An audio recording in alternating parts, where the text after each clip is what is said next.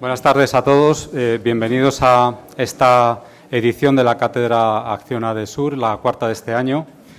La Cátedra Acciona es la tribuna más visible de Sur, la Escuela de Profesiones Artísticas que el año pasado fundaron el Círculo de Bellas Artes y la Fábrica. Está patrocinada por Acciona, que es una empresa asociada a la escuela. Y en ella alternamos intervenciones más teóricas que insisten en la ambición intelectual que tiene la escuela, con otras de profesionales que ejercen su actividad en modo significativo y que convierten en fuente de conocimiento su práctica diaria. Este es el caso de Vicente Todolí, que tiene una mirada privilegiada sobre el mundo del arte contemporáneo por su trayectoria internacional de director de museos, director artístico y comisario. Todolí nació en Valencia.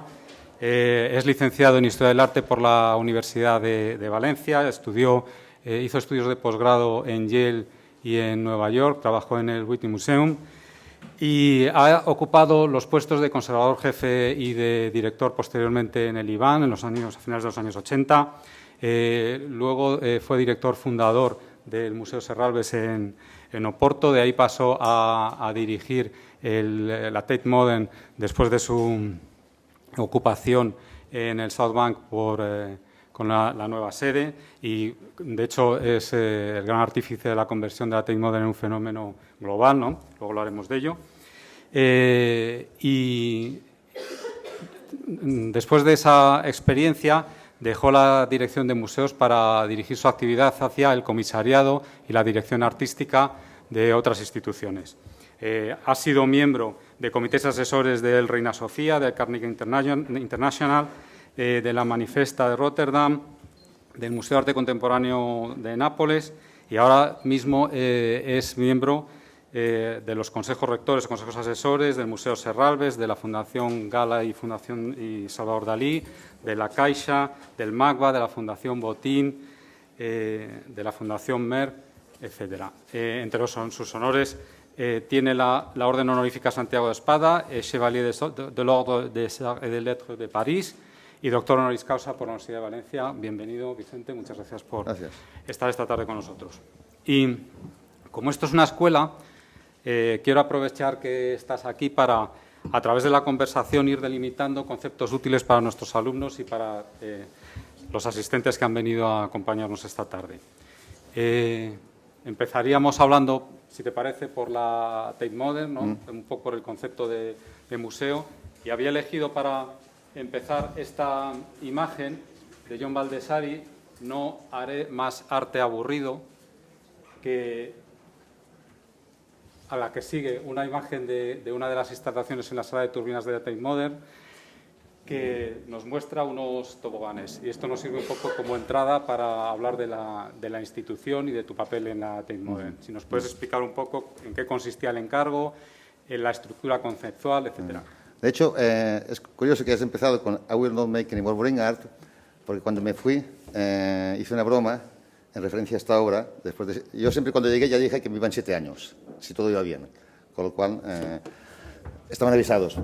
Nunca es de 7 years each. Es mi ritmo. Yo sé que en 7 años ya he dado lo que tenía que dar y es tiempo de dejar paso a otros y buscar nuevos horizontes y desafíos. Entonces, yo en las 2 instituciones anteriores realmente era director artístico, porque lidiaba solo con el arte. En el caso del IBAM, solo con el arte. En el caso de Serralves tuve que lidiar con la prensa por primera vez, que no lo sabía. Pero bueno, me vino ya... Porque yo en el IBAM nunca di una entrevista, solo di una entrevista cuando me fui. Y cuando llegué a Londres me dijeron, no, aquí hay todo reuniones, una detrás de otra, back-to-back meetings. Entonces yo, había días que me pasaba el día de reuniones y decía, ¿yo aquí qué hago? ¿Aquí el arte dónde está? Además, eran reuniones donde la palabra arte no se mencionaba ni una vez. Palabras de la City, que estaban enfrente, muchísimas. Decían, por ejemplo, competitors. Decían, no, colleagues, colegas, no competidores. O sea, era otra... Y entonces, yo recuerdo que una vez llegó McKinsey, esos consultores, ¿no? McKinsey, allí para que pudiéramos expresar mejor nuestros pensamientos. Y empezaron a hablar, y al cabo de un rato digo, where is the ball? ¿Dónde está la pelota? Dice, ¿cómo la pelota? Where is the ball? Yes. Digo, aquí trabajamos con el arte. La palabra arte no ha aparecido en 4 horas. Entonces, en el fútbol hay todo el mundo entrenarse, con balón y sin balón. Para mí es con balón, que es el arte. Vosotros estamos sin balón. ¿A qué jugamos? ¿No? Where's the ball? Y la última reunión de estas, que para mí eran una pesadilla, de hecho las utilizaba para desconectar y pensar en proyectos, en la última, que se llaman Directors Group, y había como 12 directores, iban aumentando, porque era como la mili. Sargento, pues tendrá que ser teniente, y después coronel, pero ¿a quién manda? Un colega decía, too many chiefs, no Indians, demasiados jefes y no bastantes indios para... Y entonces dijeron, no, la tradición es que la última reunión tienes que hacer un discurso, un speech, que era la otra cosa que yo odiaba, ¿no? Nunca había hecho un speech hasta que llegué a la Tate.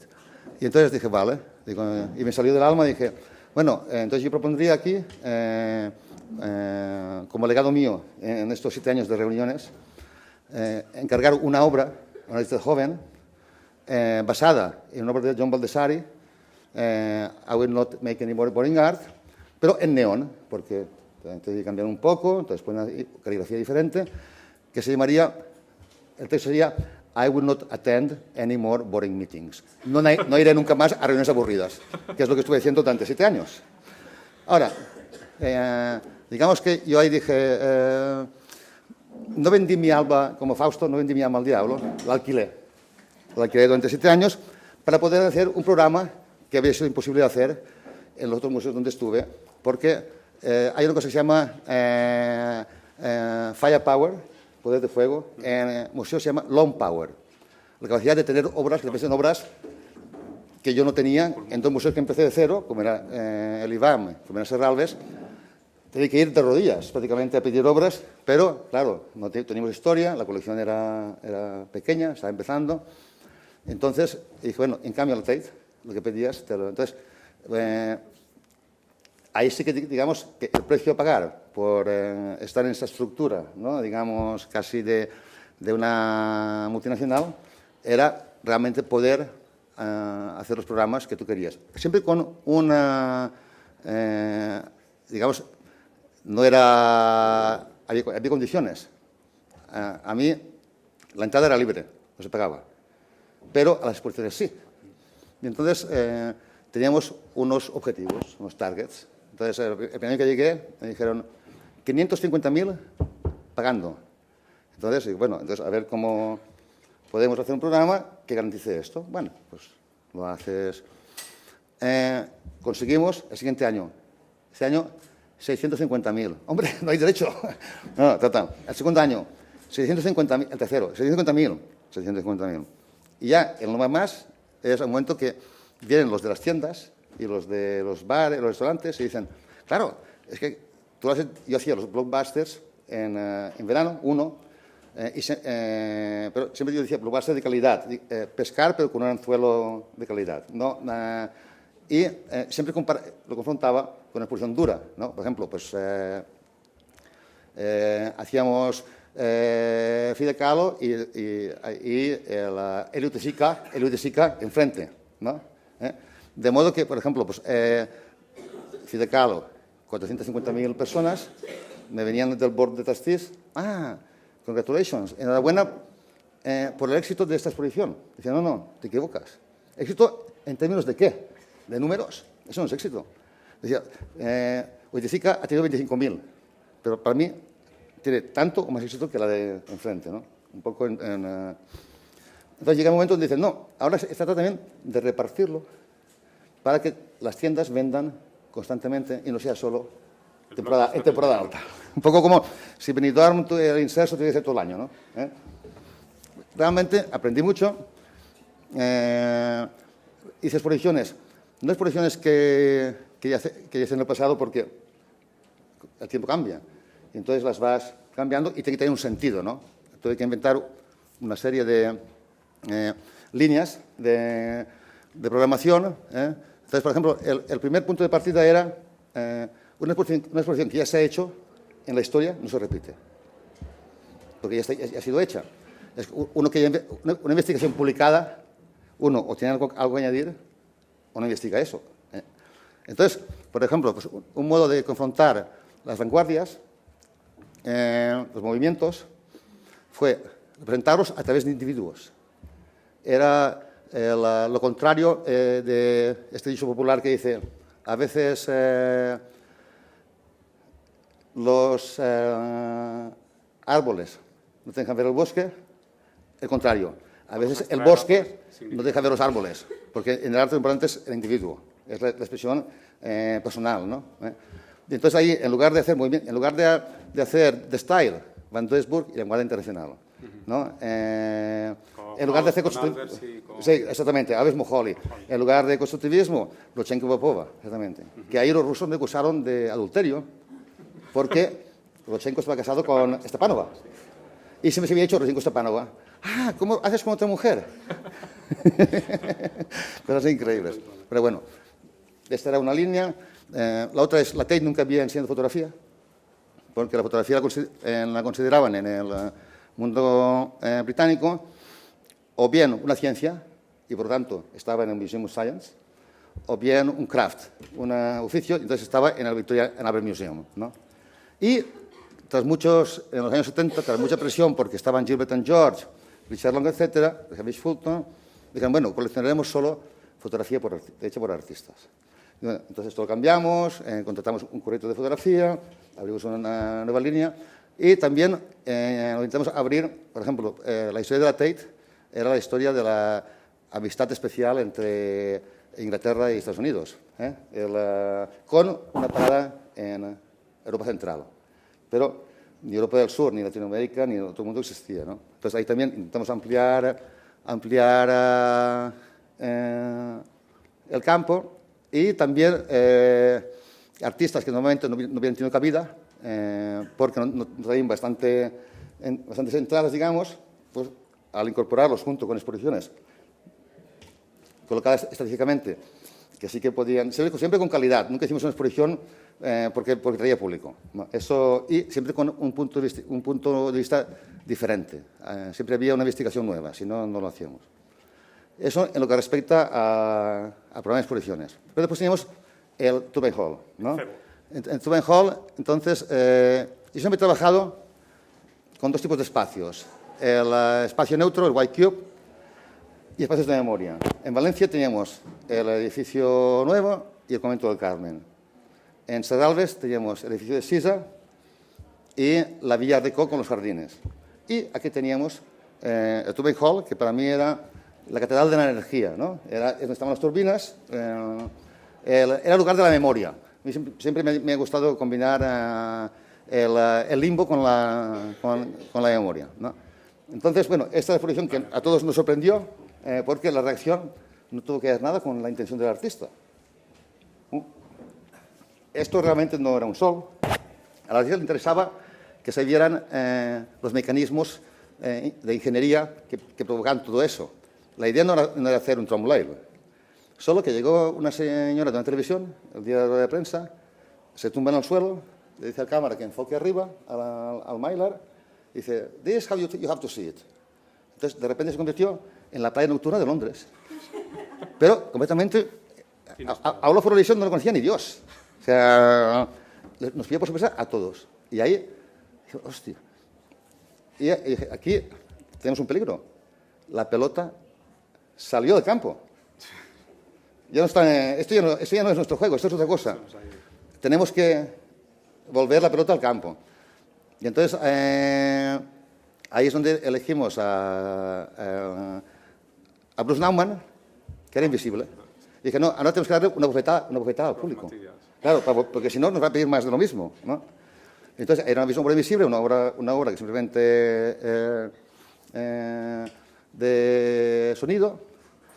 Pero es que incluso a veces cuando programamos eso nos salía tiro por la culata. Por ejemplo, con el crack, ¿no? Nunca, o sea, abrir un crack en el Turbine Hall, nunca pensamos que eso iba a ser popular.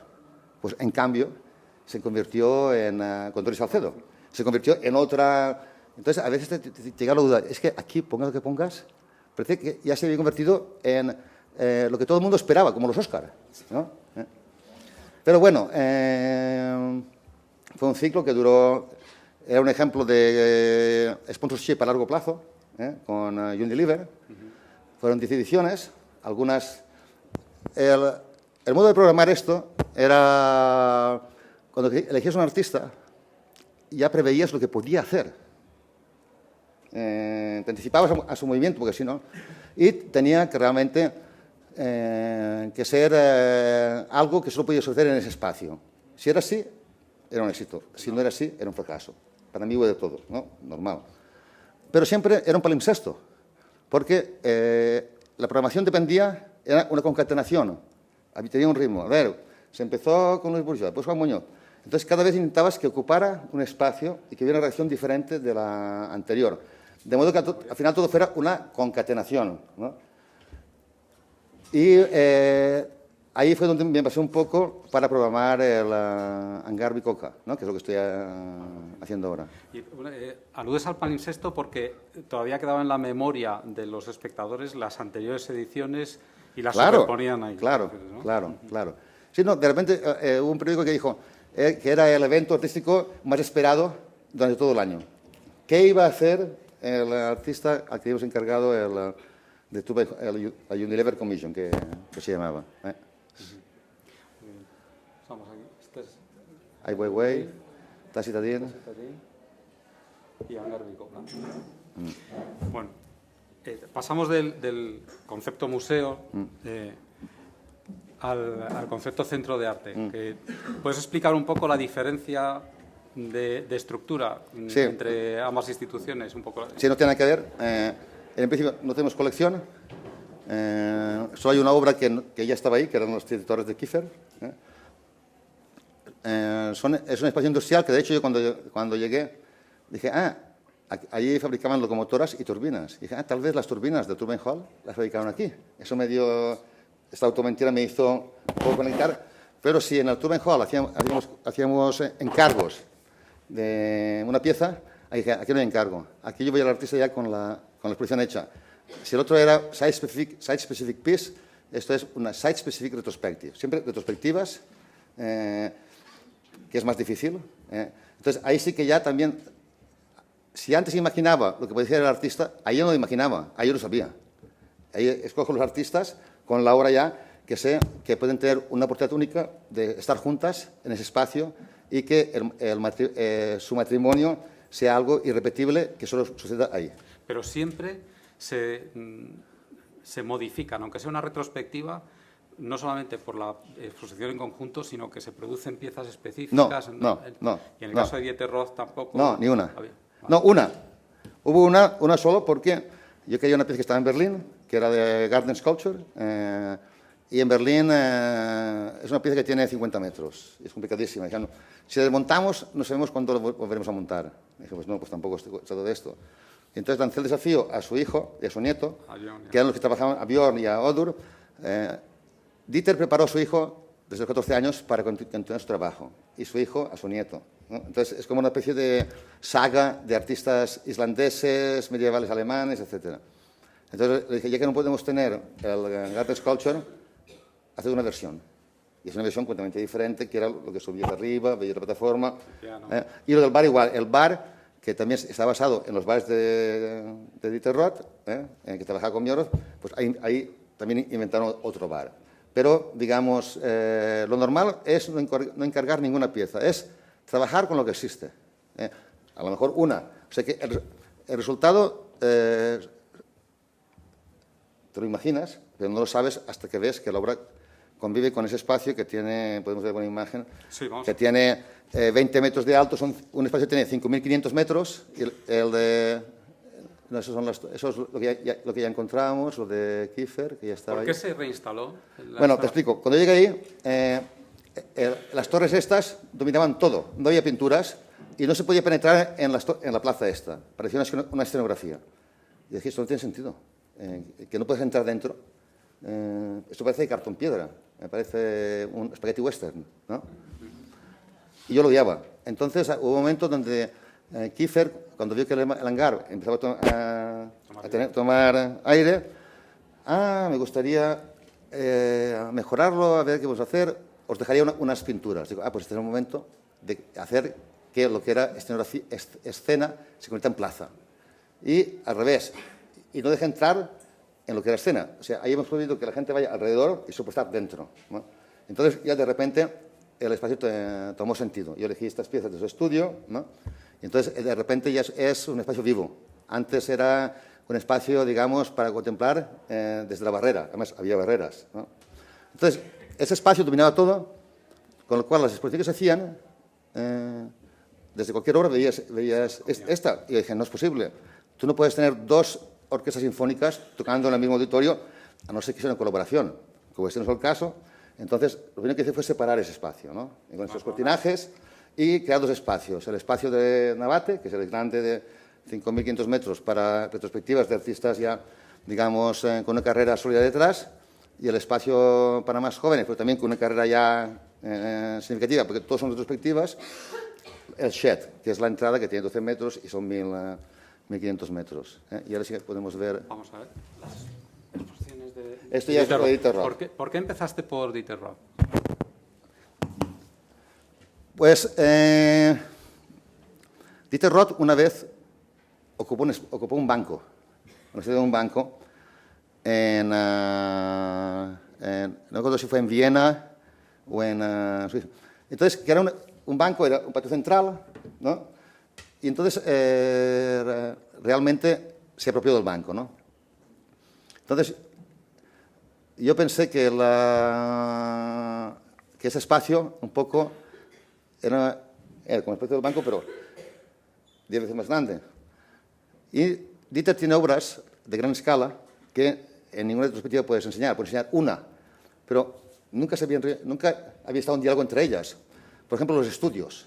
Él, cada estudio, cuando lo dejaba, lo convertía en una pieza, ¿no? Primero, estudio Floors, que no sé si estará por ahí. Dejaba un estudio y al final ponía todo el suelo. Sí, bueno, eso era el Museo del Moho, que le cerraron en Hamburgo, porque empezó a tener moho y las autoridades sanitarias se lo cerraron. Esto eran unos contenedores que hizo para una escuela, unos contenedores que pintó, estos Reykjavik Lights. Entonces, eran todo grandes instalaciones que nunca habían sido enseñadas juntas y todas tienen sentido. Estos son los dos plantas del estudio. Una que estuvo 10 años, otra 15 años. Cuando se iba, cogía el suelo, lo pegaba y lo ponía en vertical. Y era una pintura, ¿no? Pinturas fantásticas. Que era también la huella de... ¿no? Entonces, tal vez el punto de partida fueron estos dos. Y después esto, por ejemplo, este es uno de los estudios. Es el bar, ¿no? Es el bar, el Economy Bar. Tiene también las versiones de los estudios no en vertical, sino en tridimensional. Y esa era una parte muy importante de Dieter. Esto es lo que hicieron los hijos. Entonces, era un modo, exactamente, de hacer una retrospectiva que nunca se había hecho, ¿no? Y que solo en un espacio como este se podía hacer, ¿no? Allá en su última obra, ¿no? Entonces, y también era un poco, con Dieter era un modo de sacudir el espacio, ¿no? De hacer un test hasta dónde podías llegar, ¿no? Con cambios de escala, etcétera.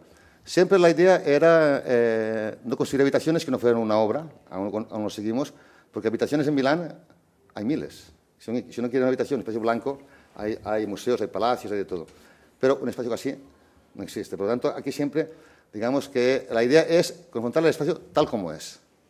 Yo te he leído una frase muy bonita respecto a la manga Bicocca que dices que el arte habita la arquitectura. Exactamente. No es una caja blanca, sino que se establece un diálogo de manera que... De igual a igual, exactamente. Y el producto es algo irrepetible, que nunca más volverá a suceder. Con lo cual, si quieres verlo, tienes que venir... Todos los catálogos que hacemos, tenemos un reportaje siempre muy completo de las exposiciones porque es realmente... la simbiosis del arte con la arquitectura, lo que... Bueno, entonces las fotos un poco te dan una idea, aunque claro, no es lo mismo que experimentarlo como una persona, ¿no? Con este espacio inmenso, ¿no? Bueno, hemos tenido la oportunidad de ver las últimas exposiciones que había ahora, la de Parreno y la de Halili. Sí. Y efectivamente la experiencia es una cuestión fundamental que se trasluce en las fotografías, pero el confrontarse con la obra y encontrar el espacio, la iluminación es muy escenográfico. Sí, no, es que no tiene luz natural. No tiene luz natural, entonces... y además son 20 metros de altura, con lo cual la iluminación es muy complicada y realmente cada exposición tiene una iluminación muy diferente. Hay unas más escenográficas, hay otras que son más radiantes, o sea, depende de la exposición. Pero no hay luz natural. Sí. Pasamos a otra. Esto era, sí, Rainer Kjartason, de Visitors. Esto es la música fundamental, ahí pues es una pieza musical, una pieza musical fantástica, pero vamos, ahí no te haces una idea, porque la música es lo que le da sí, este es el artista, ahí tocando en la bañera, Ragnar. Sí, eran representaciones a escala natural, ¿no? Y sí, más. Sí, a escala no. Ahí realmente era rehacer, esto lo hicieron en una villa de los Astor, en Upstate New York, se enteraron y hicieron esta performance. Ellos vienen de todos de la música. Estas chicas son las gemelas de este grupo islandés que se llama Mum, ¿no? Entonces, ocupan esta villa muy decadente, deshabitada, y ahí hacen... y esos son los familiares, los familiares están fuera, los de los Astor. Entonces ahí lo que hacen es una performance donde cada uno está en una habitación y están sonando cada uno sin saber, coordinados con los otros, pero sin ver a los otros, ¿no? Entonces es... y donde solo se concedieron una oportunidad, ¿no? Una toma. No hay repetición, vamos a hacerlo. Y para mí es una obra maestra, es increíble. Pero claro, no da una idea. Eso es Mykola Sael. Un título impronunciable. Sí. Mykola Sael, que son todo cámaras con experimentos paracientíficos, cámaras de motores, cámaras de congelación, donde no puede estar más de 5 minutos. Entonces, por ejemplo, aquí, pues todas las habitaciones no son habitaciones, son piezas que cada una es una habitación, ¿no? Eso dentro de la... Esa es una pieza que está en Inelcom, que después compramos aquí para Madrid, que son dibujos que hacen las abejas, bueno, dibujos de... Entras, hay olor a cera y a miel, y después ella hace los dibujos con las paneles, pero va llenando cada hexágono, exactamente, sí.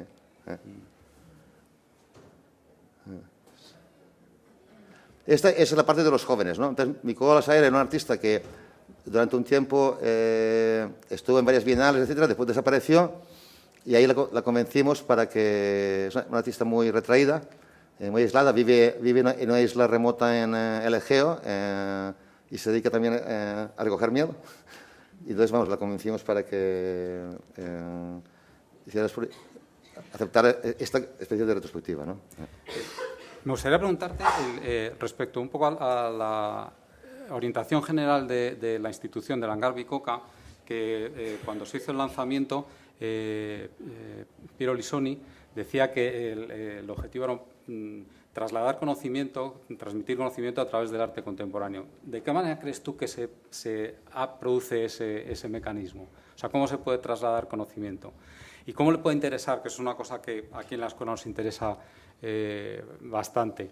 El consejero delegado de Pirelli, en la presentación de la programación del año 2013, me parece que era, decía que para Pirelli era muy interesante porque era una manera de poner un pie en el futuro, saber, digamos, con una especie de pensamiento lateral, tener un ojo puesto hacia dónde van las cosas, ¿no? Con esa percepción especial que tiene el artista, esa lectura especial de la realidad. Exactamente. Y de hecho ha habido algún artista que incluso ha ido a alguna de las fábricas de Pirelli para hacer piezas, ¿no? Entonces, digamos que un mundo como es el de ingeniería, que es muy compartimentado, un artista rompe los esquemas. Entonces, si para un artista no hay límites, para ellos pues tampoco debería haberlos, ¿no? Tampoco esto es lo que... pero creen que eso no solo es bueno para la empresa, sino para la sociedad. Porque eso también lo hacen como un modo de ocupar una parcela que no está ocupada por el Estado.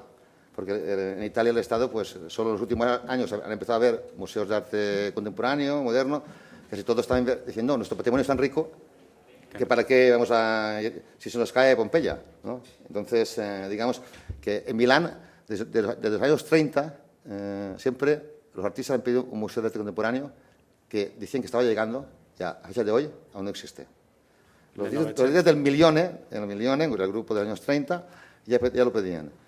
Entonces, bueno, digamos que son las fundaciones, como Tusardi, con el programa que hace Massimiliano Gioni, de ocupar cada vez un espacio diferente, Pirelli, o ahora la Fundación Prada, etcétera, las que están ocupando el lugar que el Estado no ha dejado abandonado, ¿no?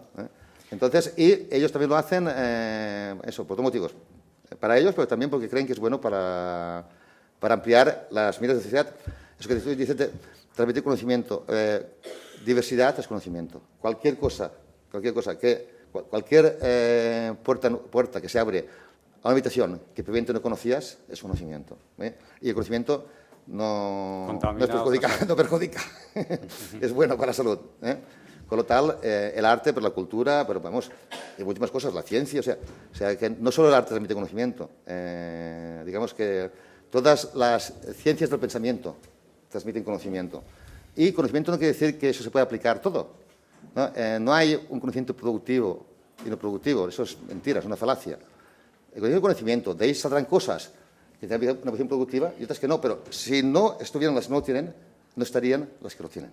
Por lo tanto, digamos que si te dicen, yo me acuerdo cuando estudiaba en un pueblo pequeño, ¿no? De 500 habitantes, y me decían, ¿tú qué estudias? Estudio arte. ¿Y eso para qué sirve? Esa es la pregunta. Sí. ¿Para qué sirve? Esa pregunta debería ser abolida. Sí, todo sirve para todo. La mención a las otras fundaciones trae a colación un tema que se hace bastante evidente en una ciudad como Milán, de 1.200.000 habitantes. En estos últimos años se ponen en marcha dos fundaciones muy potentes, la Pirelli y la Fundación Prada, pero que tienen dos caracteres absolutamente diversos. Muy diferentes, muy opuestos. Porque además son muy diferentes. Por supuesto que nosotros somos un equipo muy pequeño, nosotros somos 14 personas. Haciendo este programa increíble, por esfuerzo, porque la idea es invertir en contenido y no en proceso. Y no en contenedor también. En contenedor, nada. En el contenedor, vamos, es una cuestión industrial, no tenemos aire acondicionado en el espacio grande, o sea que tenemos calefacción así radiante, nada. O sea, todo va, digamos que del presupuesto, las 2/3 partes van a contenido. Eso hoy es casi imposible. Cualquier museo, digamos que solo para abrir ya se gasta el 75% de contenido, de presupuesto. Con lo cual cada vez queda menos. Al final, ¿qué es? Mantener la estructura del transatlántico, que ni siquiera solo puede irse 2 horas al día y vuelve, no puede ir ni siquiera, ¿no? Entonces, esto es un barco de vela que puede cruzar, puede dar la vuelta al mundo con 10 personas, vamos, son 14, pero bueno, ¿no? Con el final de que mínima inversión para máxima expresión. Esta es la idea. Entonces, somos austeros. Primero, es una edición industrial, con lo cual hacemos un programa donde realmente le damos una segunda vida a edificios industriales abandonados, de hecho, es muy importante, para demostrar que no hace falta hacer nuevos museos. Muchas veces, en lugar de gastar ese dinero en un nuevo museo, coge un espacio degradado, restaurarlo con lo mínimo y darle vida. El dinero que te puedes gastar en un nuevo museo te puede hacer 20 años de programación, ¿no? Esta es una cosa. Pero, claro, esto para Pirelli interesado, que es una industria, en un momento donde las industrias se están deslocalizando cada vez más, con lo cual también esa reivindicación de patrimonio industrial, ¿no? Que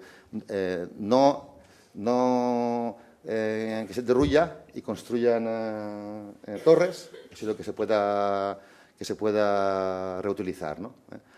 La Prada es otra cosa, porque la Prada es la industria del lujo. Pirelli son neumáticos. Son los más caros de los neumáticos, me dicen, no lo sé. Pero bueno, al fin y al cabo son neumáticos. Entonces, claro, tú no puedes ir por ahí tirando cohetes al aire. La Prada vende lujo. ¿Qué es el lujo? El lujo es gastar por gastar. Pues un bolso 6.000 euros o 10.000, no lo sé. Entonces, claro, sus edificios con el pan de oro, ellos se han gastado 100 veces más que nosotros. Pero es que para ellos eso es negocio, porque eso comunica lo que es el mercado del lujo, como son Louis Vuitton, con eso mi templo en Venecia, Louis Vuitton con la Pinot, etcétera. Hay un mercado del lujo que para estos comprarse obras de 12 millones y gastarse 100 millones en un palacio es es parte del business plan. Nosotros lo contrario. Nosotros tiene que ser todo lo máximo con lo mínimo.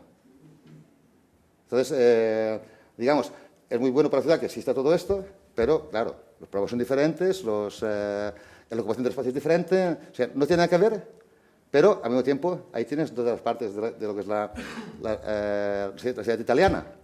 El packaging, Italia es conocida por más que producir, por hacer el envase, pero después también la ingeniería impecable. La ingeniería italiana siempre ha sido una ingeniería que seguía la Pirelli, ¿no? Entonces, bueno, pues son... Y después, Trussardi es otra cosa. Trussardi se queda... No es de las marcas grandes, es una marca que tiene... Pero ahí también lo que hacen también, de nuevo, es ocupar espacios, no industriales, sino espacios, palacios abandonados que restauran, ¿no? Y cada vez es diferente. También otro modo... Trussardi sería un modo intermedio, digamos, ¿no? Entre lo que es Pirelli y lo que es Prada. ¿Y veis diferencia entre el público al que os dirigís? Aunque claramente el negocio de Prada es de imagen, no es, claro, no depende de los visitantes que pueda tener o del tipo de visitantes. Pero sí, ¿percibís diferencia? Sí, Prada tiene muchos más turistas. Claro, turistas que van a Prada, el precio de Prada. Nosotros tenemos un público muy joven. Los dos estamos un poco, no estamos en el centro.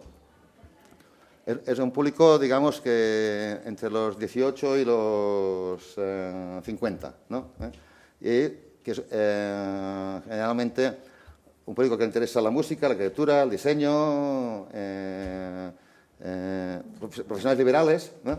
Pero sobre todo gente muy joven, que también tenemos un programa de música con un curator, que es el que hacía Pedro Rocha, que es el que hacía el programa de música también cuando yo estaba en Serralves, que él solo hace, aquí solo hace esto. Y son programas de música que él hace interpretando la obra de los artistas. Les propone grupos. Y esto, por ejemplo, pues ahí hemos tenido casos de músicos que han llegado y han dicho, yo en mi vida había tenido como máximo 200 personas. Y aquí han venido 1000. ¿Y dónde se producen? ¿En el propio...? Sí, en el espacio. Siempre son en el espacio. No tenemos espacios... Bueno, tenemos uno que se llama hangar para niños, que tenemos siempre, la guardería, ¿no? Pero el resto, todo sucede en el espacio. No hay departamentos, no hay espacios asignados diferentes. Lo que pasa en el espacio. Seguimos viendo... Sí. Meireles. Siento Meireles, esto no... Sí, eso también. Sí. El Através, esa estuvo aquí en el Palacio de Cristal.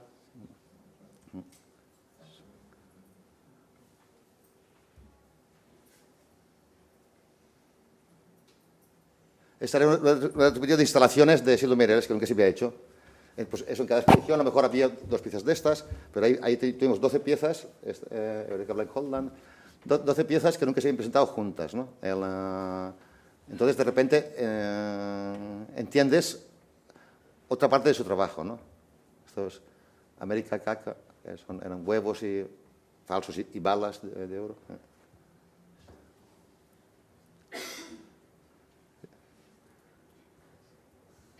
Mis now, mis oes, en los billetes de dinero con huesos, velas y dentro el sonido de una sierra eléctrica. Cinza, eran 2 habitaciones, una pintada con carboncillo negro, otra con teza blanca, y después, al pasar la gente de una a otra, iba manchándolas y se iban contaminando. Sí, esta a través, esta era... en fin...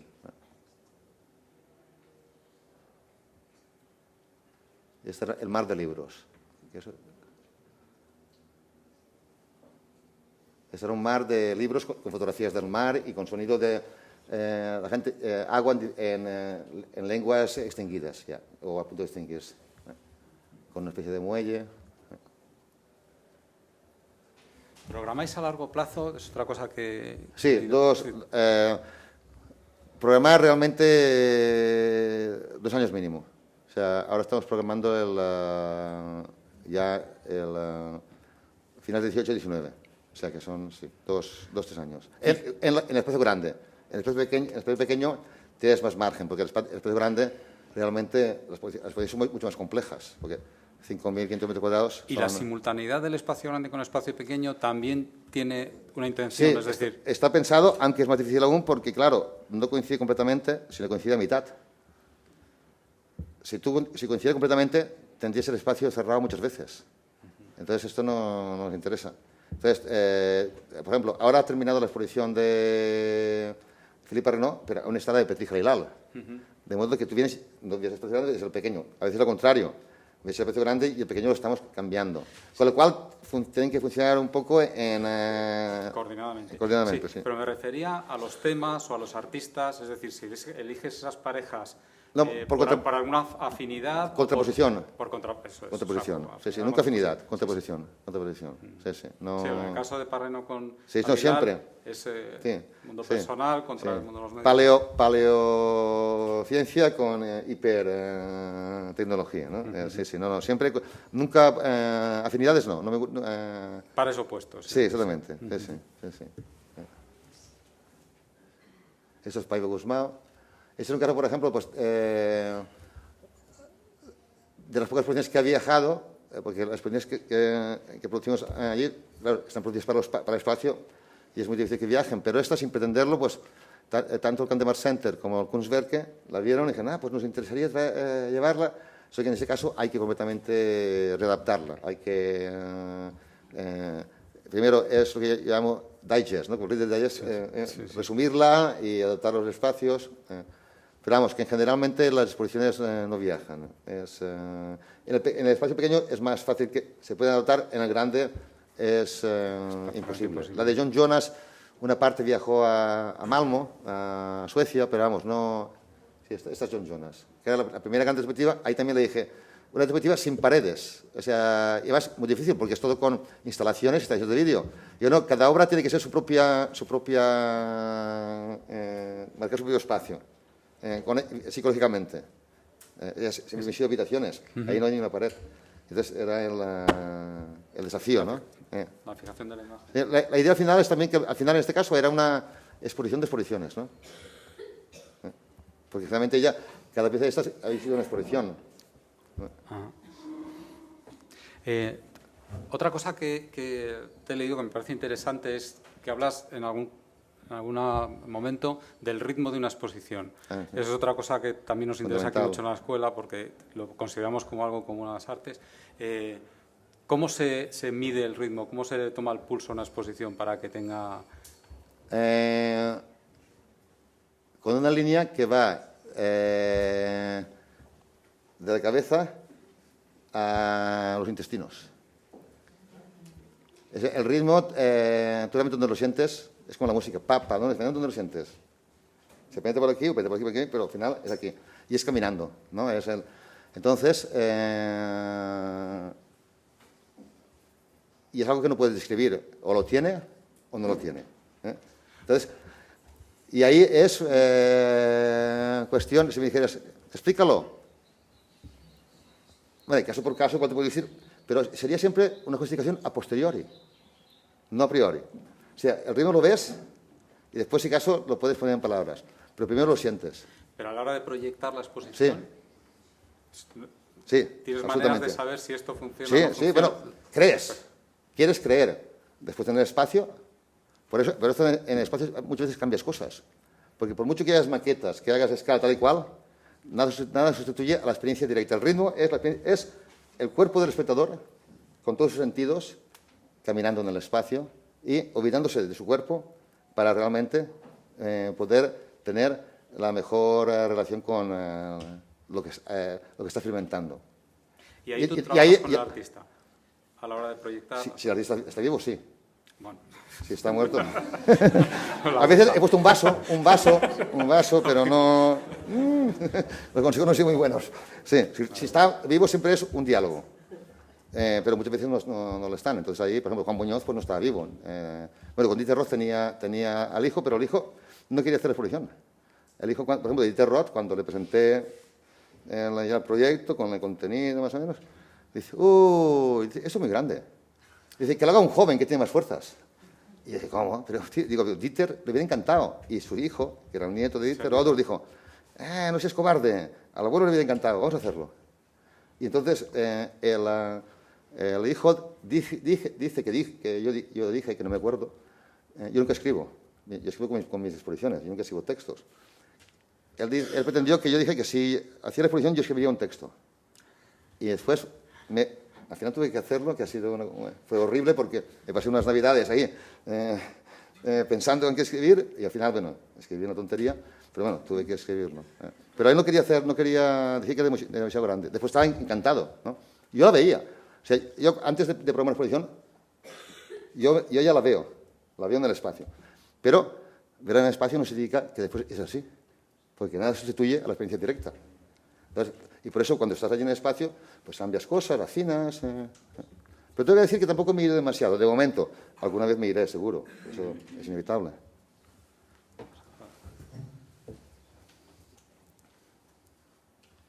Este es el shed, ¿no? Que es 12 metros, 1500 metros. Es el espacio que dedicamos a artistas más jóvenes. Celine Condorelli. De hecho, su formación es arquitectónica, ¿no? Ella fue la que trabajó en una fábrica de Pirelli les iba a hacer neumáticos con defectos, lo cual va en contra de... Claro, entonces los revolucionó. Pero después, el día de inauguración, estaban los ingenieros que habían trabajado con ella, encantados de haber participado en la obra, aunque fuera hacer lo que no deberían hacer, ¿no? Esto, exactamente.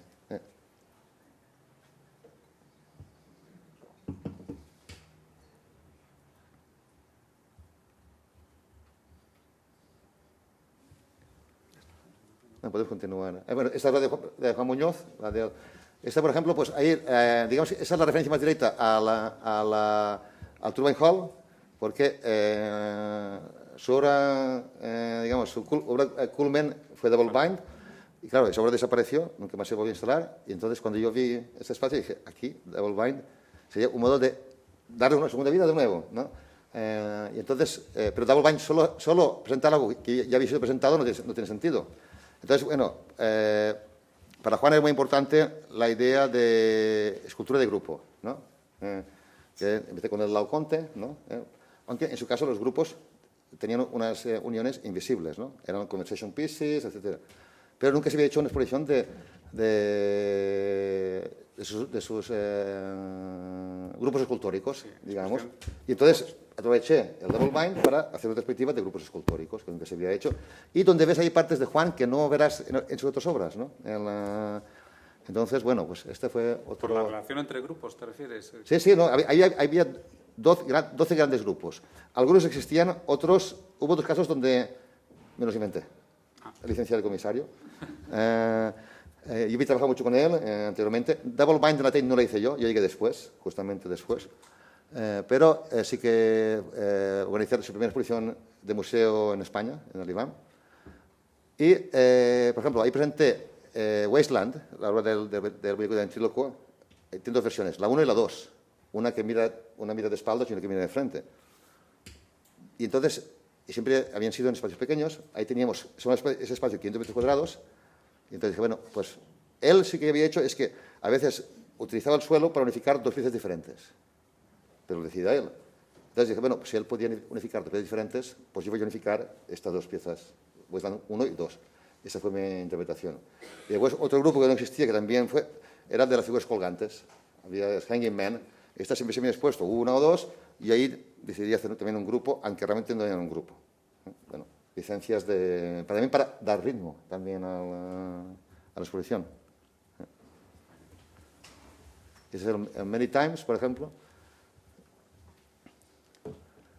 Eso es Philippe Reynaud. Philippe Reynaud es una exposición diferente, porque es una exposición que él llama dramaturgie, porque es una exposición, donde, a contrario de las otras, solo hay una pieza en el suelo, el resto están todos colgando. Es como si hubiéramos hecho solo Hanging Man de Juan Muñoz. Es una exposición que tiene una duración.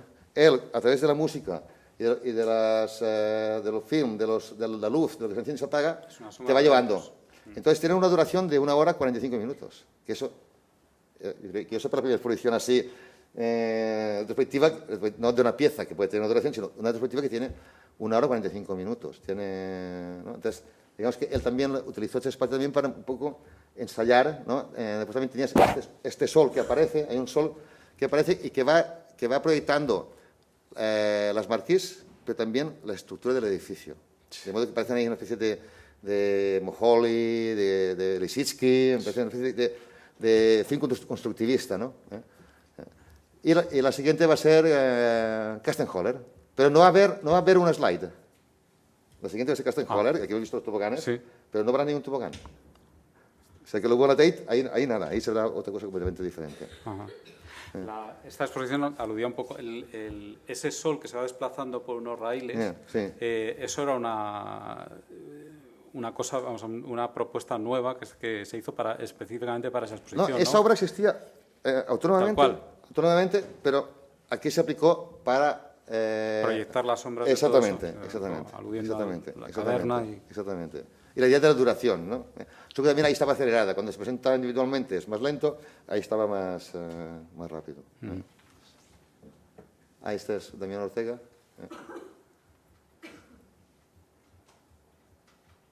Ese es en el shed. Esta exposición también es un caso donde se ha adaptado y ahora va a ir también a Malmo, al Konsthalle, que también es un espacio que no es tan diferente.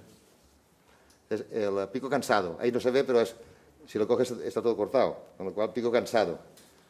Estos son en cemento, los tubos de una fusión de tubos de plástico en cemento, papeles de periódico como en pelotas después cortados.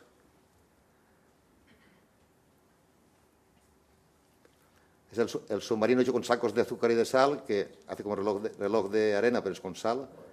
Y estas son herramientas de segunda mano, Master of the Universe, un homenaje a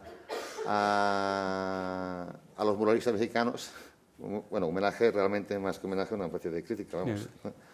Con la cosa del hombre nuevo. Y esta es la performance que hacía con el beat que se llama Moby Dick, que mientras una banda tocaba Moby Dick de Led Zeppelin, ahí se ponía grasa en las ruedas y allí una persona con la cuerda intenta hacer que no se salga el coche. Sí, hace bailar el coche y que no se salga del círculo.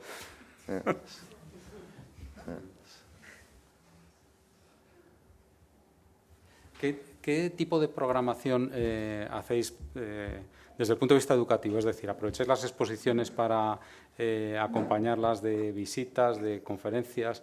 Los vigilantes no son vigilantes, son mediadores. Entonces, los vigilantes forman parte del departamento educativo. Entonces, su misión principal no es vigilar, también es que la gente no destruya nada, ¿no? Pero sobre todo para responder preguntas y para realmente tener una relación con el público.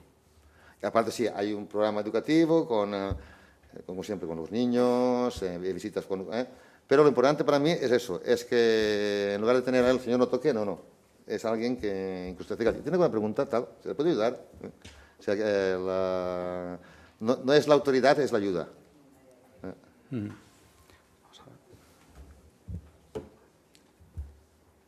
Esta es la última, la highlight. Esto es el gallinero de Petrit. Petit Jalilal es un caso muy curioso porque él es albano-kosovar. Durante la guerra su casa fue destruida y su familia lo llevó a Italia y una familia lo cogió en adopción, pero por un periodo determinado, mientras estudió la guerra. Estudió en Brera, estudió en la Universidad Italiana en Milán y bueno, pues después ya se fue a Berlín, o sea que y en Berlín es donde ya empezó un poco a ser conocido, participó en una de las bienales de Berlín.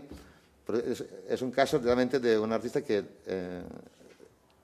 en un país como Italia, donde hay este movimiento tan furibundo, sobre todo en el norte, contra los inmigrantes, pues tengo un ejemplo, ¿no?, de uno de los inmigrantes que insultan, ¿no?, que es alguien que gracias a esa familia de acogida, ¿no?, que para eso es su segunda familia, tan importante como la primera, ha podido seguir una carrera, ¿no?, y realmente de cambiar la vida, pues es muy importante, ¿no? Es un poco también luchar contra este chauvinismo, ¿no? Bueno, las gallinas estas de la exposición de Petrit nos dan pie para preguntarte la distinción o esa falsa distinción entre alta cultura y cultura popular, ¿cómo la veis vosotros, cómo la tratáis vosotros? Es decir, ¿tiene un tratamiento a través de la programación del hangar? Bueno, de hecho, sí, esto es algo que vamos a empezar ahora. Nosotros estamos en una zona que era una zona industrial. Ahora ahí, por una parte, hay empresas, hay startups de estas, hay empresas de diseño. Está la Universidad de Bicocca, está la Siemens, está la Pirelli, etcétera. Pero tenemos las vías del tren, una estación de barrio, de Pirelli, y Sesto San Giovanni, que es una ciudad industrial pegada a Milán. Ellos son nuestros vecinos, pero nosotros les damos la espalda. Y entonces, desde la estación de Greco Pirelli hasta el hangar, no sé si viste que hay una pared llena de grafitis, tal. Entonces, nosotros tenemos la pared exterior del cubo, va a Sesto San Giovanni. Ahí los trenes ven esto. Y bueno, pues vamos a hacer un programa durante 3 años. Cada año le encargamos a un artista, a un street artist o urban artist, que haga un proyecto para un año. Entonces vamos a empezar ahora en abril con los Gemeos. Los Gemeos van a hacer una pieza que también es un modo también de involucrar a la otra parte que cree que esto es alta cultura y que no pueden ir ahí, ¿no? Dicen, no, señores, la cultura es la cultura. Entonces, y esto era algo que teníamos pendiente, ¿no? Porque realmente era una frontera de estas, ¿sabes? Como cuando en Everton te dicen, de esta calle para allá es una cosa, y de esta es otra, que era absurda. Entonces, a través de esto intentamos un poco hacer que no se distinga entre lo que si nosotros llamamos periferia, solo que ahora esta periferia se ha convertido en chic. Pero, entonces, son fronteras absurdas, ¿no?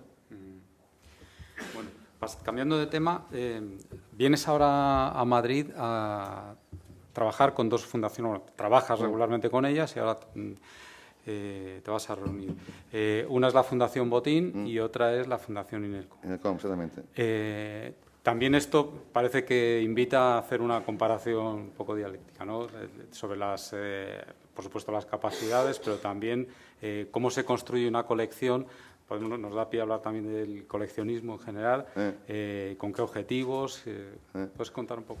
Sí, bueno, digamos que en la Botín la colección realmente es un reflejo de su actividad.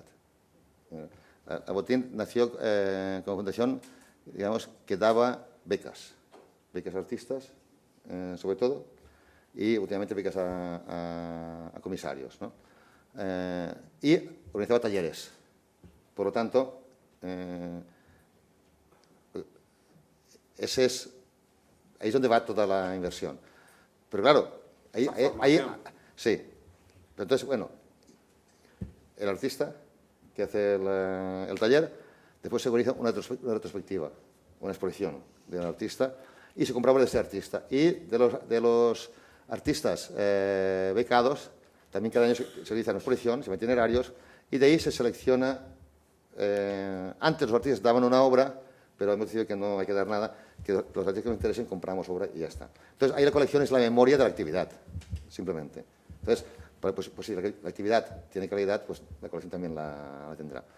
Pero vamos, lo fundamental es la actividad, ¿no? En cambio, en Inelcom es solo colección, no hay actividad. La actividad es la empresa, es la fábrica, es una empresa de alta tecnología. Entonces, y ahí, cuando yo llegué, ellos empezaron con tecnologías de la comunicación, pero también tenían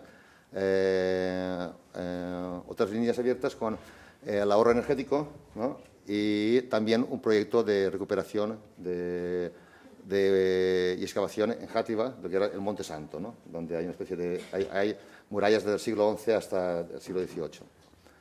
Entonces, cuando llegué, la línea era comunicación y comunicación. Yo vi lo que había y me dijeron, ¿qué hacemos? ¿Vendemos algo? Digo, aquí muchas cosas no me interesan, pero no importa. La historia es la historia. Es parte de vuestra historia. Por lo tanto, no hay que vender nada. Yo si una colección vende algo, no participo. Eso es fundamental. No, si alguien quiere comprar para invertir, que lo cuente conmigo. Lo que se come no se vende. Es así. Que no, eso se mantiene y yo, a partir de esto, abriré nuevas líneas. Entonces, abrí una línea que era energía y otra que era memoria. Y entonces, a partir de eso hemos ido construyendo, ¿no? Y lo bueno es que la colección está... bueno, primero era un sótano, que era un parking. Este parking fue eliminado. Después ocupamos una zona de almacén, después una zona de comedores, y ahora estamos formando ya el siguiente parking. O sea, que cada año vamos creciendo, de modo que yo creo que al final la empresa se va a tener que ir y se va a quedar solo la colección. O sea, realmente ya estamos con 3.500 metros. Ahora realmente, y en la parte de arriba también de la empresa, ya también hemos empezado a colonizarla, digamos, sí, yo siempre lo que intento es lo que hacía Louis Kahn con sus edificios. Antes de empezar un edificio le preguntaba, ¿usted qué quiere ser? Pues yo en una colección también, en cada caso digo, ¿qué quieres ser? Entonces, aparte de ahí, porque hacer una colección en abstracto no existe. Una colección tiene que tener un motivo, un motive, en ese sentido. Te iba a preguntar precisamente por eso. ¿Cómo construyes esa colección? Es decir, ¿tienes pautas previas? No, como los programas. Uno empieza de cero. Tú tienes que ir desnudo de ideas. Yo, al menos, pedís ese ejercicio. Cuando yo voy a un sitio, no tengo ni idea de qué voy a hacer. Y si tuviera idea, malo, porque ya llevo el equipaje. Y de hecho, al principio es una angustia. Porque digo, ¿y si no me sale? Puede ser, ¿no? ¿Y si no tengo ideas? ¿No? Pero entonces, pues bueno, lo afrontas así. Entonces, vas primero vacío, te dejas el equipaje, te lo dejas en casa y lo confrontas. Y bueno, entonces, y eso va poco a poco, no es algo que de repente haces el clic. Y es como construir una tela de araña. La tela de araña siempre está en construcción. Y pues de una va a otra, doble, triple, 4, diferentes estructuras. A medida que vas construyéndola, te va diciendo dónde puedes ir, continuar al siguiente. Pero tú nunca tienes, al menos yo nunca tengo el universo. O sea, empiezo por un pequeño satélite, otro, una luna, planeta, ¿no? Y si al final haces una pequeña Vía Láctea, es muchísimo. Pero cuando le preguntas a la colección tú qué quieres ser, ¿qué te contesta? Es decir, ¿cuáles son los ejes fundamentales que te van ordenando? Sí, pues la pregunta retórica, porque te contestas tú. Esencialmente lo que estás haciendo es leyendo una partitura invisible, que es quiénes son los coleccionistas y cuál es el objetivo, dónde están y qué sentido tiene. Hay muchos factores, eso es lo que quieres ser, ¿no? Entonces ahí es cuestión de pensar y pensar y sin prisas. Hay decisiones que solo puedes tomarlas cuando las sabes. Si tienes dudas, es que no es el momento, hay que esperar. Eso es también ritmo. Este asunto del coleccionismo nos trae también a la relación entre lo público y lo privado, ¿no? Que ya en la Tate teníais muchos patrocinios y me imagino que eso estableció una serie de condiciones para determinadas cosas, exposiciones o la orientación. ¿Puedes contar un poco cómo era la relación entre público y privado en una institución? Sí, el conflicto es si tú solo hicieras exposiciones que tienen patrocinio. Ahí sí hay un conflicto, porque ahí estás perdido. Ahí significa ya que tienes que hacer, que trabajar. Tu objetivo ya no es trabajar para el arte, sino que es, en nombre del arte, lo que estás haciendo realmente es prostituyéndolo, porque estás solo sirviendo aquello que puede interesar al patrocinador o, lo mismo, al número de billetes vendidos. Por lo tanto, tu programa tienes que hacer, independientemente de esto, sí que tienes que tener en cuenta pues, que algo que tiene que tener un balance, y entonces, bueno, pues siempre y cuando no perviertas el programa, ¿no? Pues digamos que, y no bajes la calidad, para mí es correcto. Ahora, si una exposición la cancelas porque no tienes patrocinador, para mí ya no tiene sentido ese museo. Has olvidado tu misión. Eso es como si un hospital, un centro de investigación médica, cancelara una línea de investigación importante simplemente pues, porque no hay fondos para esta. Bueno, para resfriado siempre habrá, porque imagínate tú cuántos millones de personas cogen un resfriado. Pero la investigación es la investigación. El arte lo mismo. Entonces, para eso, digamos, lo que sirve es que, aunque los patrocinios solo vayan a exposiciones, digamos, de artistas más populares, pero ese dinero lo que te permitiría es que después poder hacer lo otro, precisamente, ¿no? Y no hacer solo eso. ¿Cómo terminas haciendo solo eso? Si has crecido tanto y tienes una estructura tan grande, se come tantos recursos que ya prácticamente necesitas siempre banquetes, ¿no? Entonces ahí sí que yo, para mí, empiezas a perder el sentido de ser. ¿Y programáis especialmente exposiciones dirigidas a públicos distintos, es decir, a especialistas, o aparte de los blockbusters que hablabas? No, pero incluso por una base también están especialistas, porque o hay investigación nueva o no se hace. Yo, en mi caso, o ha habido investigación nueva o no se han hecho. Con lo cual, por ejemplo, Kandinsky, 1909-1922. Nunca se había hecho. Para mí es el periodo fundamental, ¿no? Entonces,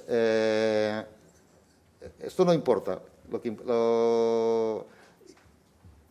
Primero, te diriges a tus colegas. Es como un científico. Un paper lo publicas pues, para la gente de la versión, se pide a tu colega. Y son círculos concéntricos, ¿no? Después te diriges digamos, a los aficionados y el tercero ya sería pues, curiosos, el cuarto ocasionales, o sea, pero lo fundamental para mí es la investigación. Para mí lo fundamental es el primer círculo. O sea, al final, un poco como Juan Rulfo. Juan Rulfo dijo que él escribió Pedro Páramo, ya no llamas porque era el libro que le faltaba en su biblioteca. Llego a exposiciones pues después que me gustaría ver y que no conocía y por eso les investigo. Al final es tan egoísta como eso, pero no es tan exagerado. Y también me gusta compartirlas. Entonces, a partir de eso empezamos ya... Pero siempre una espiral, digamos. Más que círculos, sería una espiral, ¿no? Una espiral incesante. Cuanto más lejos llegue, mejor. Pero siempre la partida es el núcleo. Y el núcleo es tu confrontación con el arte. Y imagino que hay exposiciones que te son más gratas que otras o que tienes una especial afinidad con el artista, ¿no? Yo no sé si Richard Hamilton, por ejemplo, entra en esa categoría. Bueno, hay artistas con los que he trabajado mucho, pero por ejemplo, en el caso de Richard he trabajado mucho, pero en proyectos muy diferentes. Nunca he repetido ni uno. Creo que trabajé con él 7 o 8 veces y no tiene que ver nada, uno con el otro, nada. Porque, de nuevo, si hubiera sido repetir, he dicho que no. De hecho, algunas cosas no eran ni... en dos casos fueron instalaciones. En un caso, cuando inauguramos Herraldes, elegí 2 artistas para instalar en el edificio de Sisa, elegí al otro Baumgarten. Y en el Palacete Art Deco, donde estaban lo que Richard llamaban los oldies, que eran los antecedentes de circa 1968, Richard. ¿Por qué? Porque eran 2 artistas que para ellos la instalación es lo que da vida a las obras. Trabajaban con el espacio, trabajaban con la idea de la habitación, ¿no? Entonces,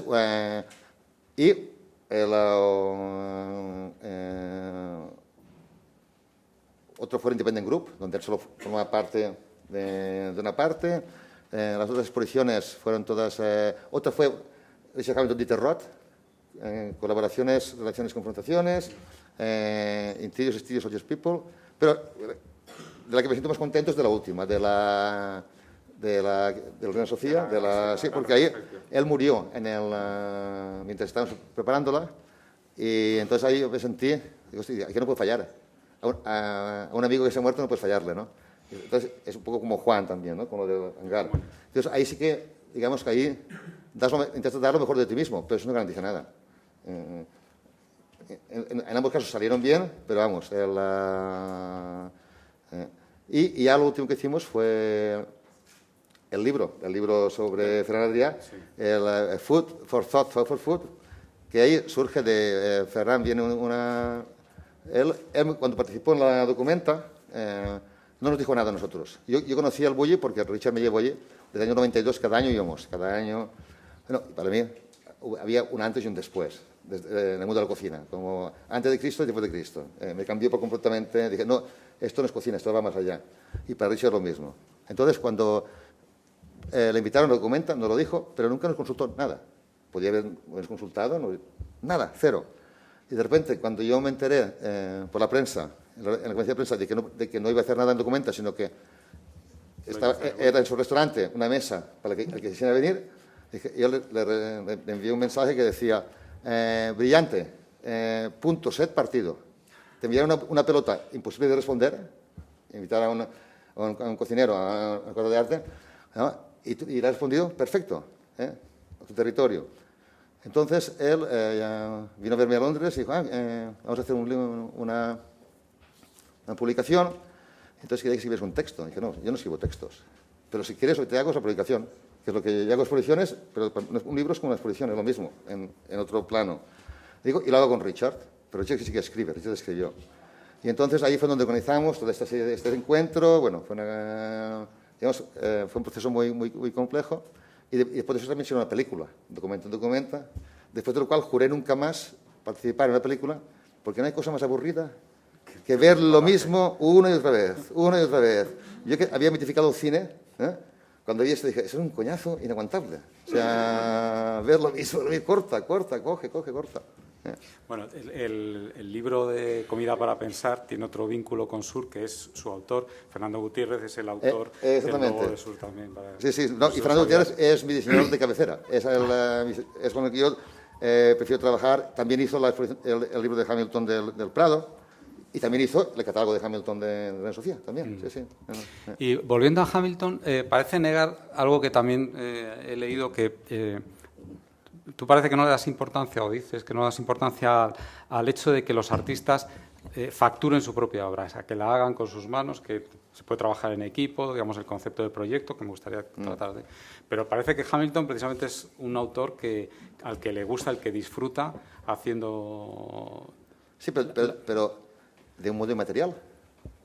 Por ejemplo, para hacer prints, iba a los mejores printers, pero lo hacía el printer. Él decía, por aquí. Y su obra de los últimos 20 años está hecho en computador. Él es de los primeros en comprarse un paint box de estos, no sé cómo se llaman, y empezar a... O sea, que realmente... Pero al mismo tiempo que hacía eso, también le gustaba... Él tiene una contradicción, como Duchamp. Tiene una contradicción que por una parte... La reproducción del Gran Vea... Que por una parte... parecen que son la muerte de la pintura, pero están seducidos por la pintura. Entonces, y no, yo lo que digo es que el arte es inmaterial. Y el artista es el que decide cómo materializarlo. Esa es su prerrogativa, su problema. Y eso no lo juzgo. Puede hacerlo con puede caligrafiar un grano de arroz, me da lo mismo, o puede encargarlo que me digan. Es como ahora con los... el lío de las atribuciones que tenemos ahora, ¿no? Siempre ha habido talleres. Imagínate, la pintura medieval, pues eran talleres que se encargaban santos, un santo para aquí, un santo para allá, un santo para allá. Pues claro, pues planifican el trabajo, pues tú haces la mano. Pero al final, si el artista lo da como bueno, pues eso es lo que hay que juzgar. ¿Te gustará o no te gustará? Pero vas a decir, es que no lo has hecho tú. Oye, eso es irrelevante. Kastenholler no hace sus obras, claro. ¿Cómo hacer? Si te quieres haciendo los hogares, es absurdo, ¿no? O sea, que al final la versión material solo es un material, tiene que tener alma. ¿Y quién insufla el alma? El artista. Y esto que dices, de que, perdona, no sé si tienes... Sí, bueno. una más y... Pues, sí. Pues vamos a abrir. Es que siempre solemos tener, disculpa. No, es que ya... Sí, que tenía una cena. Si que queréis alguien dirigir alguna pregunta a Vicente... Yo tengo mucho interés de saber qué interés tiene esto para presentarlo en una exposición. No, esto no es nada. Esto es una... ¿Una instalación? No, esto es una foto, eso es un fragmento de una pieza que ocupa en total 1.500 metros y ahí estamos viendo 10 metros cuadrados. Con lo cual esto no tiene ningún sentido. Esto, si usted lo ha visto, le recuerda algo. Si no lo ha visto, pues usted tiene que verlo, porque esto no dice nada. A mí tampoco. Si hubiera esto, diría, ¿esto coño es? No, si ha visto la exposición, claro, el conjunto de la exposición. Claro, eso no es nada. Lo mismo que la gente que lee revistas de arte y no ha visto la obra y la juzga. Es absurdo. Son coromos. Vicente, pues... Perdón. Sí. Vicente, los alumnos de Sur estamos trabajando en un proyecto curatorial que se llama Hoy es un día cualquiera, mediados de 2030. Y no queremos dejar pasar la oportunidad de preguntarte cómo crees que serán los centros de arte y los museos en 2030. Espero que sean reales y no virtuales. Yo con eso ya me daría por satisfecho. Pues muchas gracias.